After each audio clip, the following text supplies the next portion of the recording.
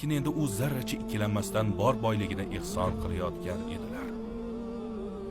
Bir tomonda Hadija odamlarni ochlikdan qutqarish uchun boyliklarni sarflayotgan bo'lsa, ikkinchi tomonda Abu Lahab ularni ochlikdan o'ldirish uchun pul sarflar edi. Tashqaridan qaraganda bir xil ko'rinadi. Ikkisi ham sarf xarajat qilishyapti, lekin hamma gap niyatda edi.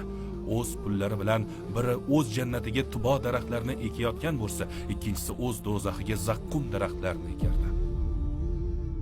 Abu Bakr roziyallohu anhu ham muvaffaqiyatli savdogar edi, lekin bor boyligini qiynalayotgan musulmon qullarni ozod qilish uchun sarflagan edi. Butun umri davomida bor yo'g'ini qayta Alloh yo'lida qurbon qilib keldi. Ular Allohning dinini mana shunday himoya qildilar. Kimdir joni bilan, kimdir moli bilan, kimdir so'zi, kimdir yoshligi bilan, yana kimdir qiyinchiliklarga qarshi sabri va kurashi bilan. Tavba surasida Alloh shunday deydi: Albatta Alloh mu'minlardan ularning jonlari va mollarini jannat evaziga sotib oldi.